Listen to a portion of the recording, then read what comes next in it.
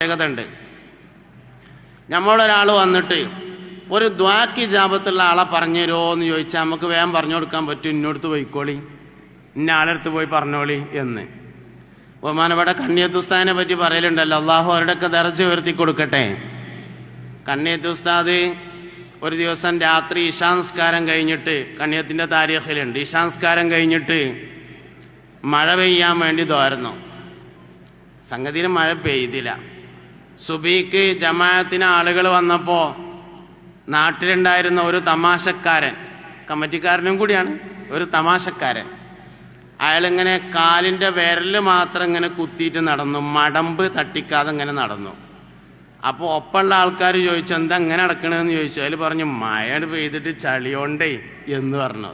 സംഗതി മഴ പെയ്തിട്ടുണ്ടായിരുന്നില്ല. ഈ വിവരം കണ്ണിയത്ത് ഉസ്താദ് അറിഞ്ഞു, ഇങ്ങനെ ഒരു സംഭവം ഉണ്ടായിട്ടുണ്ട് എന്ന്. അപ്പോൾ സുബഹിസ്കാരം കഴിഞ്ഞിട്ട് മുമ്പ് പറഞ്ഞു, കണ്ണിയത്താമത് ഇനി ഈ പള്ളിയിൽ ദർശനം നടത്തണമെങ്കിൽ മഴ പെയ്യണം എന്ന് പറഞ്ഞപ്പോൾ മഴ പെയ്തു എന്നുള്ളതാണ്. ഇലക്ഷൻ സമയമായപ്പോൾ ഒരു ദിവസം ഒരാൾ ദ്വാരപ്പിക്കാൻ വേണ്ടി ചെന്നു, നോമിനേഷൻ കൊടുത്ത ആൾ. കണ്ണിയത്ത് ഉസ്താദിനോട് പറഞ്ഞു, ഞാൻ ഇവിടെ നോമിനേഷൻ കൊടുത്തിട്ടുണ്ട്, മത്സരിക്കാൻ വേണ്ടി പോവാണ്, നിങ്ങൾ ദ്വാരക്കണം എന്ന് പറഞ്ഞു. അതിൽ ഉസ്താദ് തോരുന്നു, പഠിച്ചോനെ ഈ ചങ്ങായിനെ ജയിപ്പിക്കണേന്ന് തോന്നുന്നു. കുറച്ച് കഴിഞ്ഞപ്പോൾ അവൻ്റെ എതിർ സ്ഥാനാർത്ഥി വന്നിട്ട് പറഞ്ഞു, ഞാനിവിടെ നോമിനേഷൻ കൊടുത്തിട്ടുണ്ട്, നിങ്ങൾ ദ്വാരക്കണം എന്ന് പറഞ്ഞപ്പോൾ പറഞ്ഞു, അത് വേറൊരാൾ വന്ന് ദ്വാരപ്പിച്ച് പോയി പറഞ്ഞു. എന്താ വെച്ചാൽ രണ്ടാമത് ദ്വാരക്കാൻ പറ്റില്ല, കാരണം ആദ്യത്തേന് ഇജാബത്ത് ഉറപ്പാണ്.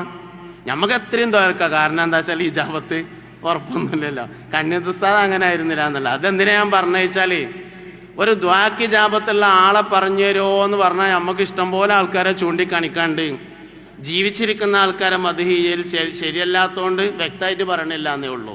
സംഗതി നമുക്ക് ഇഷ്ടംപോലെ ആൾക്കാരെ പറഞ്ഞു കൊടുക്കാണ്ട്. സുന്നികൾക്ക് മാത്രമുള്ളൊരു പ്രത്യേകതയാണത്. അതുകൊണ്ട് ഇസ്ലാഹ് എന്ന് പറഞ്ഞാൽ സുന്നത്ത് ജമാഅത്തിൻ്റെ അഖീദയിലേക്ക് ആളുകളെ കൊണ്ടുവരാം എന്നുള്ളതാണ്. അതെങ്ങനെ കൊണ്ടുവരാം എന്ന ചോദ്യത്തിൻ്റെ ഉത്തരം, നമ്മൾ എന്തുകൊണ്ടാണോ സമസ്തക്കാരായത് അതുകൊണ്ട് തന്നെയാണ് പുതിയ തലമുറയും സമസ്തയാവുള്ളൂ. നമ്മൾ എന്തുകൊണ്ടായിട്ടുള്ളതെന്ന് നമ്മൾ ഇതുവരെ ആലോചിച്ചിട്ടുണ്ടാവില്ല. മുൻഗാമികളായ സമസ്തയുടെ മൺമറഞ്ഞുപോയ ആളുകളുടെ മനാഖിബുകൾ കേട്ടതാണ് നമ്മൾ സമസ്തക്കാരായതിൻ്റെ കാരണം.